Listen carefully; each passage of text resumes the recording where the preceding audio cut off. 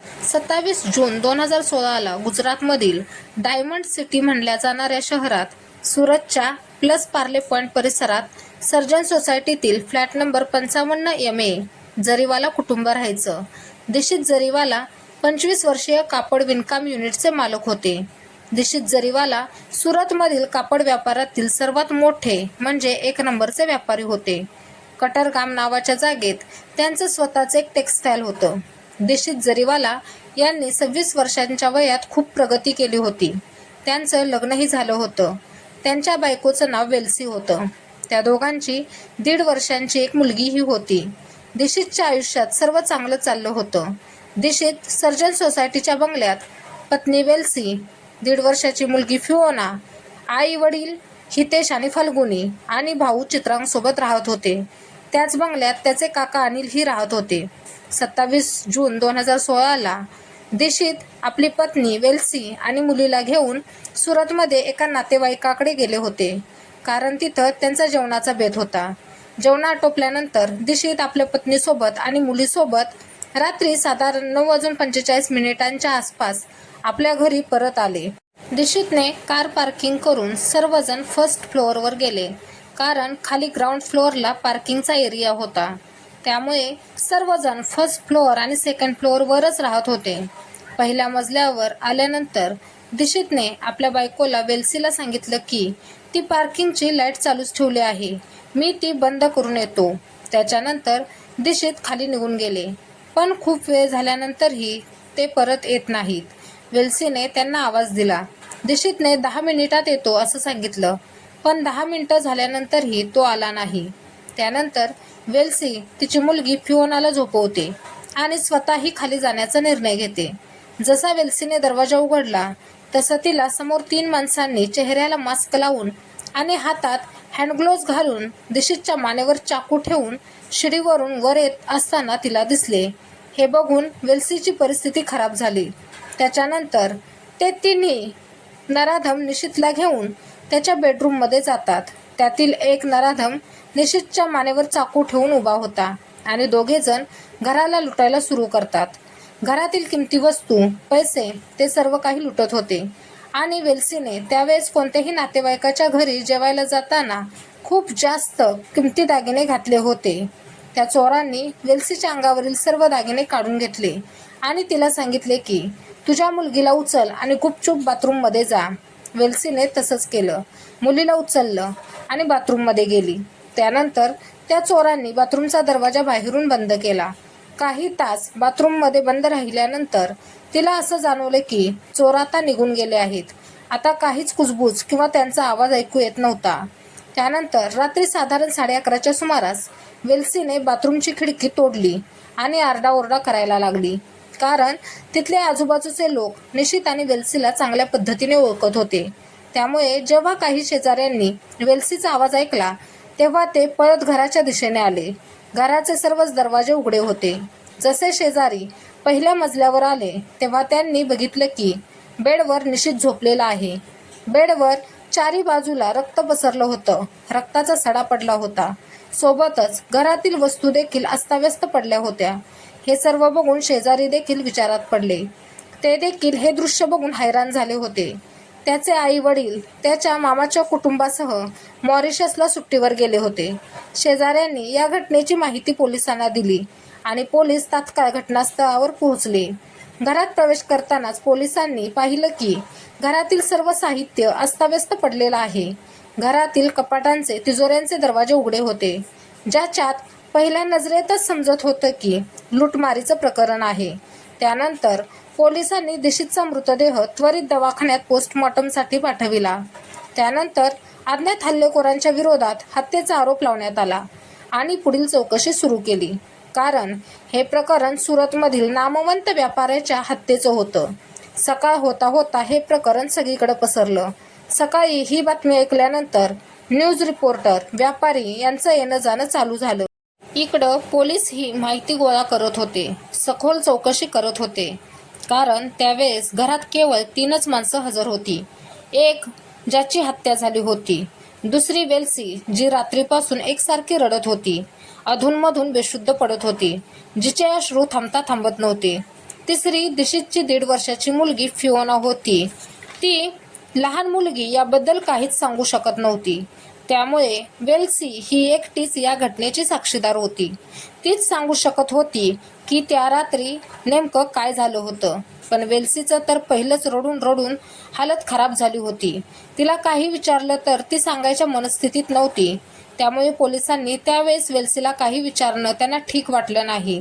दिशीतचे आई वडीलही त्याच्यासोबत राहत होते, पण त्यावेळेस ते फिरायला मॉरिशसला गेले होते. त्यानंतर पोलिसांनी शेजाऱ्यांकडे देखील विचारपूस केली, पण त्यांनाही काही माहिती नव्हती की ह्या घरात काय घडलं होतं. कारण जेव्हा वेल्सीने आरडाओरडा केला तेव्हा शेजारी त्यांच्या घरी धावत पळत आले होते. तोपर्यंत चोर पळून गेले होते. मग पोलिसांनी CCTV चेक करायला सुरुवात केली. त्यावेळेस पोलिसांना एक महत्त्वाची गोष्ट समजली, ती अशी की ते लुटारू दिशीतच्या घरापासून थोड्या अंतरावर शेजाऱ्यांच्या कॅमेऱ्यात कैद झाले होते. त्या फुटेजमध्ये स्पष्ट दिसत होते की दिशीत 9:46 आपल्या कारमधून घराकडे चालले होते. सोबतच एक ऑटो त्यांचा पाठलाग करताना दिसत होती. पण जेव्हा दिशीतची गाडी घराच्या दिशेने गेली तेव्हा ती ऑटो तिथेच थांबली. काही मिनिटं ती ऑटो तिथेच थांबली आणि काही मिनिटानंतर U-टर्न घेऊन जिथून ती आली होती तिकडेच ती परत जाते. पण काही मिनिटांनी 2 लोक दिशीतच्या घराच्या दिशेने जाताना दिसतात.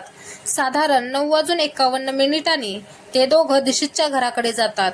त्यातील एकाच्या हातात बॅग होती आणि दुसरा खाली हात होता.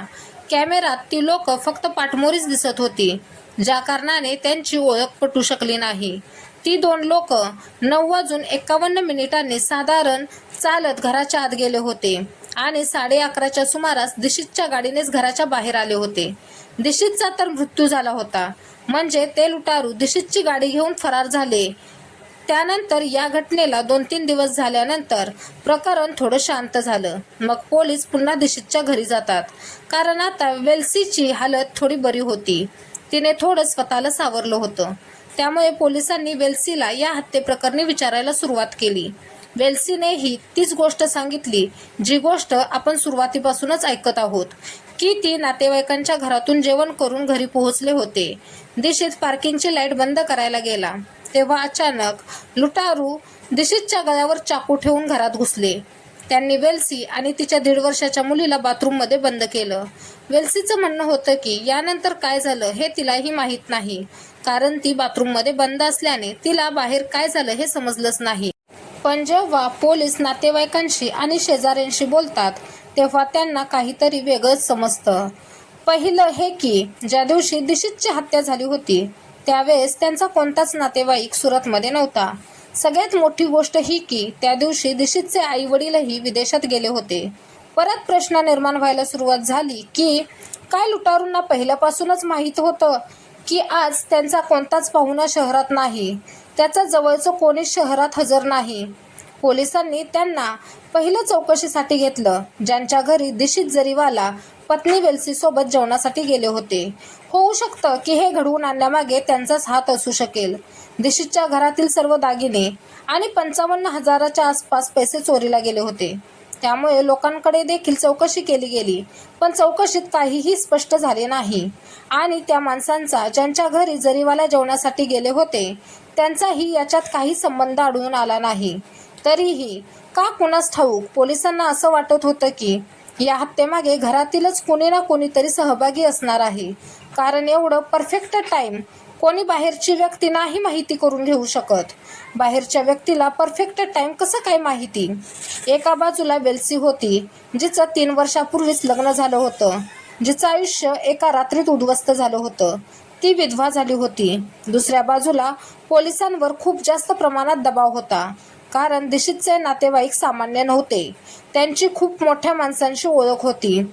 ती लोकही पोलिसांवर दबाव आणत होते. मीडियामध्येही ही बातमी पसरली होती. तिथंच पोलिसांनी घरातील नोकरांपासून ड्रायव्हरपर्यंत, दिशीतच्या फॅक्टरीतील काम करणाऱ्या नोकरांपासून त्याच्या मित्रांपर्यंत सर्वांची चौकशी केली, पण हाती काहीच लागले नाही. त्याच्यात पोलिसांना असं कोणीच मिळालं नाही ज्याच्याशी दिशीतचं वैर असेल. घरात प्रवेश करतानाच गेट आणि घरातील सर्वच दरवाजे सुरक्षित होते.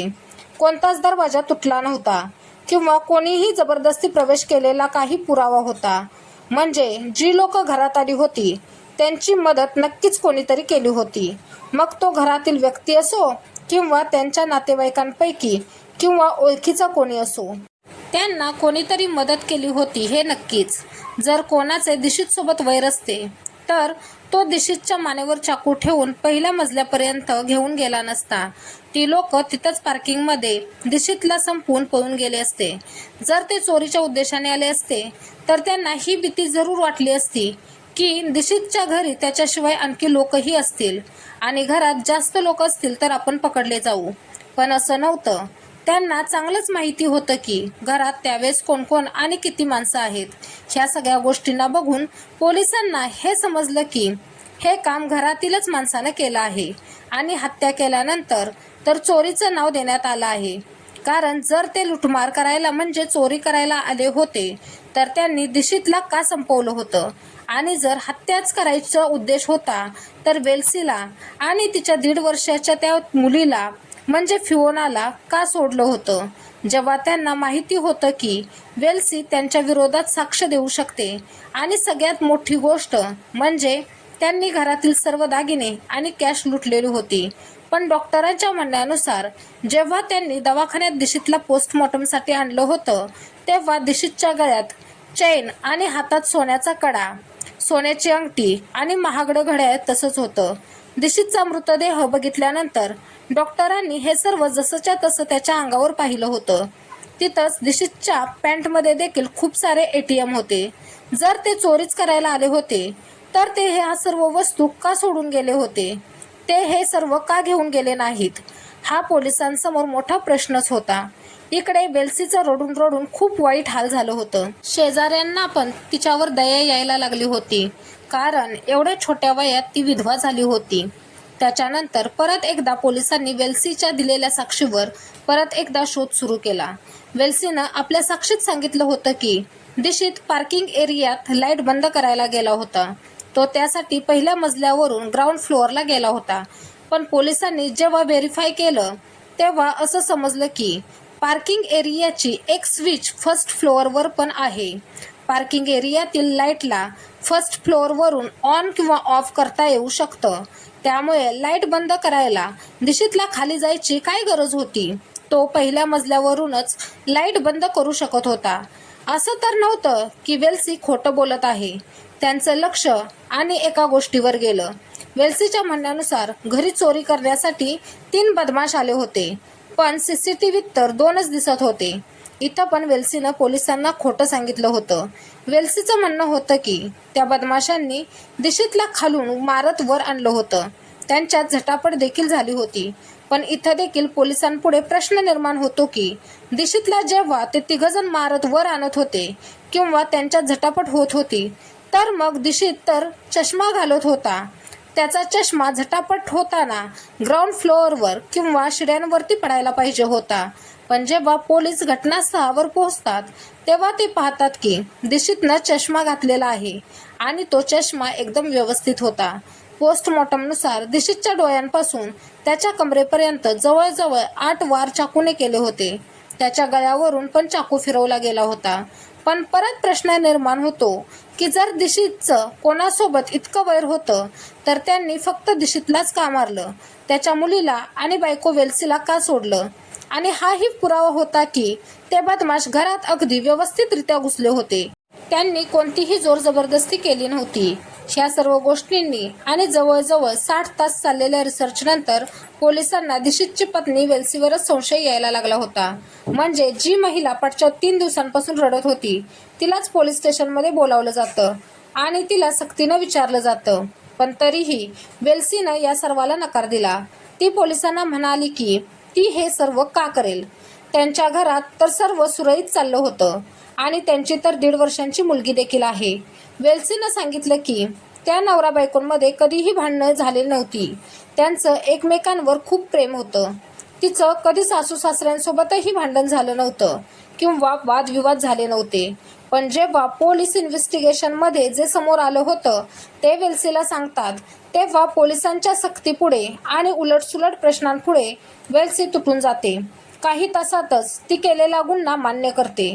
ती मान्य करते की तिनंच तिच्या नवऱ्याचा दिशीतची हत्या करायला सांगितलं होतं वेल्सीनं सांगितलं की 27 जून 2016ला घरी परतल्यानंतर ती लोक पहिल्या मजल्यावर पोहोचले. आत आल्यानंतर वेल्सीने त्यांच्या 1.5 वर्षाच्या मुलीला दिशीतच्या मिठीत दिलं आणि त्याला सांगितलं की ती दरवाजा बंद करून येते. त्यानंतर मुलीला झोपवण्यासाठी दिशीत बेडरूममध्ये गेला आणि वेल्सीने दरवाजा बंद तर केला, पण त्याला लॉक केलं नव्हतं. CCTVनुसार 9:46 दिशीत आपल्या कुटुंबासोबत घरी पोहोचले होते आणि 9:48 आसपास 2 बदमाश त्यांच्या पाठीमागून येतात आणि ते सरळ बेडरूममध्ये जातात आणि ते सरळ दिशीतवर हल्ला करतात. वेल्सी आपल्या डोळ्यांसमोर नवऱ्याला मरताना बघते. ती लोक पूर्ण प्लॅनिंगने आली होती. त्यांनी हँडग्लोव्ज घातले होते आणि पूर्ण चेहऱ्याला मास्क लावले होते. त्यांच्या बॅगमध्ये मिरची पावडर होती. बिचाऱ्या दिशीतला विरोध करायला थोडाही वेळ मिळाला नाही. हत्या झाल्यानंतर तिने आपले सर्व दागिने त्या बदमाशांना काढून दिले. वेल्सीने लॉकरमधले दागिने आणि 55,000 रुपये देखील त्यांना काढून दिले. सोबतच घरातील साहित्य अस्ताव्यस्त करायला तिने त्या बदमाशांना मदत केली. ह्या सर्व गोष्टी पोलिसांची दिशा चुकवण्यासाठी केल्या गेल्या होत्या. हे प्रकरण हत्येचं नाही तर चोरीचं, लुटमारीचं आहे. पण वेल्सी दिशीतच्या अंगावरील दागिने काढायला विसरली होती. घराची हालत पूर्ण बिघडल्यानंतर ती चोरांना दिशीतच्या गाडीची चावी देते आणि त्यानंतर वेल्सी स्वतःच बाथरूममध्ये उभा राहिली आणि त्यानंतर त्यांना बाथरूमच्या बाहेरून कडी लावायला सांगितली आणि 11:30च्या सुमारास ते बदमाश दिशीतची गाडी घेऊन फरार झाले. नंतर पोलिसांनी दिशीतची गाडी डुमास रोडवरून ताब्यात घेतली होती. इकडं वेल्सीनं दिलेल्या साक्षीच्या आधारावर पोलिसांनी त्या दोघांना ताब्यात घेतलं होतं. त्यातील मुख्य आरोपी होता सुकेतू मोदी उर्फ सनी, वय 32, आणि सुकेतूचा ड्रायव्हर धीरेंद्र सिंग चव्हाण, वय 37. पण आता प्रश्न उभा राहतो की त्या दोघांशी वेल्सीचं असं काय नातं होतं की तिच्यासाठी त्या दोघांनी दिशीतची हत्या केली होती. खरं तर ह्या घटनेची सुरुवात वेल्सी आणि दिशीतच्या लग्नापासून झाली होती. वेल्सी आणि सुकेतूचे एकमेकांवर खूपच प्रेम होते, पण त्यांचं लग्न होऊ शकत नाही आणि त्याचं कारण हे होतं की ते दोघे दूरचे नातेवाईक होते. एका बाजूने ते दोघे चुलत बहिणी भावंड होती. त्या दोघांनी ह्या लग्नाबद्दल घरच्यांशी देखील बोलणं केलं, पण त्या दोघांच्या घरचे हे मान्य करत नाहीत. वेल्सीच्या कुटुंबियांना ही भीती वाटायला लागली होती की त्यांची मुलगी त्याच्यासोबत पळून जायला नको. त्यांनी लवकरात लवकर वेल्सीचं लग्न दिशीतसोबत ठरवलं आणि जानेवारी 2013मध्ये त्यांचं लग्न झालं. त्यांचं लग्न धूमधडाक्यात लावून दिलं जातं. तिच्या आईवडिलांना असं वाटत होतं की लग्नाच्या बंधनात अडकल्यानंतर ती जुनं नातं विसरून जाईल आणि असं घडतंही. वेल्सी लग्नानंतर हळूहळू सुकेतूच्या आणि मागच्या आठवणींना विसरून जाते. सर्व ठीक चाललं होतं. दिशीत आपल्या पत्नीवर खूप प्रेम करायचा. त्यांना एक मुलगीही झाली होती. वेल्सी घर अगदी व्यवस्थितपणे सांभाळत होती. हळूहळू त्यांच्या लग्नाला 2.5 वर्ष पूर्ण झाली. पण नंतर 2016च्या सुरुवातीच्या दिवसात वेल्सीची सुकेतूसोबत फॅमिली फंक्शनमध्ये भेट होते, कारण ते पहिल्यापासूनच नातेवाईक होते. ते एक दुसऱ्यांना चांगल्या प्रकारे ओळखतही होते. ह्या भेटीनंतर त्यांचं जुनं प्रेम जागं व्हायला लागलं. वेल्सीचं लग्न दिशीतसोबत झाल्यानंतर सुकेतूचे घरचेही त्याचं लग्न लावून देतात. पण सुकेतू आणि त्याच्या बायकोचं नातं ठीक नव्हतं आणि त्यांची सतत भांडणं होत होती. त्यांचं पटत नव्हतं. ह्या घटनेच्या काही दिवस आधी सुकेतूची बायको भांडणामुळे माहेरी निघून गेली होती. वेल्सी आणि सुकेतू या घटनेच्या आधी 5 महिन्यांपूर्वी भेटले होते आणि त्यांच्या आठवणी परत ताज्या झाल्या. त्यांनी एकमेकांना नंबर दिले आणि व्हॉट्सॲपवर चॅटिंग करायला सुरुवात केली. ते हॉटेलमध्ये पण एकमेकांना भेटायचे. ते परत जुन्या नात्यात, जुन्या रिलेशनशिपमध्ये आले होते. वेल्सी हे विसरली होती की तिचं लग्न झालं आहे आणि तिला 1.5 वर्षाची मुलगीही आहे. त्याच्यानंतर त्यांच्यात परत एकदा एक होण्याची आवड निर्माण होते. वेल्सीनं जर ठरवलं असतं तर दिशीतला घटस्फोट देऊन ती त्याच्यापासून वेगळी होऊ शकली असती, पण तिनं असं केलं नाही, कारण तिला भीती होती की तिनं असं केलं तर समाजात तिची खूपच बदनामी होईल. सोबतच वेल्सी दिशीतच्या प्रॉपर्टीमधून हात काढू इच्छित नव्हती. तिला दिशीतची प्रॉपर्टी पण पाहिजे होती. वेल्सीला तिचं जुनं प्रेम सुकेतू पण पाहिजे होता आणि नवऱ्याची प्रॉपर्टी पण. ती हाच विचार करत होती की ह्या दोन्ही गोष्टी सोबत तिला कशा मिळतील. वेल्सीनं आणि सुकेतूने प्लॅन केला की दिशीतला रस्त्यातून कसं बाजूला केलं जाईल. पहिलं तर हे ठरलं की भाड्याने गुंडे पाठवून त्याची हत्या केली जाईल. पण नंतर ते विचार करतात की जर ते सापडले तर त्यांची भांडाफोड होईल. त्यानंतर सुकेतूने ठरवलं की तो स्वतःच दिशीतची हत्या करेल. पण तो एकटा असं करू शकत नव्हता. म्हणून त्याने ड्रायव्हर धीरेंद्र सिंगला सोबत घेतलं आणि त्याला प्लॅन समजून सांगितला. दिशीतची हत्या करण्याच्या 2 दिवस अगोदर त्या दोघांनी दिशीतच्या घराची, आजूबाजूच्या परिसराची पाहणी केली. त्या परिसरात हत्या करणं सोपं नव्हतं, कारण तिथं माणसांची सतत ये जा असायची. खूपच गर्दी असायची. दिशीतच्या घरी पण नेहमीच त्याचे नातेवाईक येत जात राहायचे. 24 जून 2016ला दिशीतचे आई वडील मॉरिशसला फिरायला गेले. त्यानंतर 27 जूनला नशिबाने दिशीतचे पाहुणे नातेवाईक देखील शहरातून बाहेर गेले होते आणि त्याच दिवशी दिशीतच्या हत्येचं प्लॅनिंग केलं जातं. वेल्सी क्षणाक्षणाची माहिती सुकेतूला देत होती आणि 27 जूनच्या रात्री दिशीतची खूपच क्रूरतेने हत्या केली जाते. पण दिशीतला आणि त्याच्या कुटुंबियांना लग्नाच्या आधी आणि लग्नानंतरही या सगळ्याबद्दल काहीही माहिती पडत नाही की वेल्सीचं लग्नाआधी प्रेमसंबंध होते. कुठे ना कुठे वेल्सीच्या घरच्यांची देखील यामध्ये चूक होती. दिशीतच्या घरच्यांपासून वेल्सी आणि सुकेतूच्या संबंधांबद्दल लपवलं होतं. पोलिसांनी त्यांच्या साक्षी आणि त्यांच्यासोबत खूप साऱ्या गोष्टी एकत्र केल्या, जसं की दिशीतच्या घराजवळील हॉटेलमधील CCTV फुटेज, जिथं वेल्सी आणि सुकेतू भेटत होते.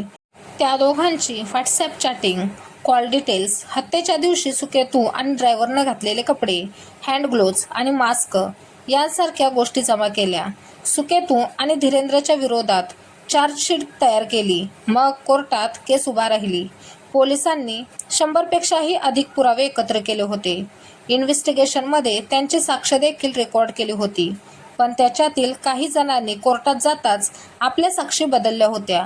पोलिसांनी त्या ऑटोवाल्यालाही शोधून काढलं होतं, ज्यानं सुकेतू आणि धीरेंद्रला घटनास्थळावर सोडलं होतं, ज्यानं त्यांना सर्जन सोसायटीमध्ये सोडलं होतं. पण त्या ऑटोवाल्यानेही कोर्टात जाताच त्याची साक्ष बदलली. आता फक्त पोलीस आणि पोस्टमॉर्टम करणारे डॉक्टरच त्यांच्या मतावर कायम होते. ज्या बायकर्स हककडून सुकेतूने हँड ग्लोव्ज आणि मास्क खरेदी केले होते, त्या बायकर्स हक ओनर त्यांच्या मतावर कायम होत्या, कारण त्यांना असं वाटत होतं की सुकेतू बाईक रायडर होता. त्यामुळे बचाव पक्षानं असं सिद्ध केलं की सुकेतूने बाईक रायडर असल्याकारणाने हँड ग्लोव्ज आणि मास्क खरेदी केलं होतं. आणि कोर्टात हे सिद्ध होऊ शकलं नाही की सुकेतूने हत्येसाठी त्या गोष्टी खरेदी केल्या होत्या. त्यानं वैयक्तिक फायद्यासाठी ते खरेदी केलं हे कुठंच सिद्ध होत नाही. पोलिसांजवळ असा कोणताही ठोस पुरावा नव्हता जो की हे सिद्ध करू शकेल की त्यांनीच दिशीतची हत्या केली आहे. कोणताही डायरेक्ट एव्हिडन्स नव्हता. पोलीस कोर्टात हेही सादर करण्यात असमर्थ ठरले की त्या दिवशी सुकेतू आणि ड्रायव्हर धीरेंद्र चव्हाणच त्यांच्या घरी आले होते, कारण हेही सिद्ध करू शकले नाही की त्या दिवशी त्यांना लुटमार करायची नव्हती, तर त्यांना हत्या करायची होती. CCTV फुटेजमध्येही त्यांचा चेहरा दिसला नव्हता.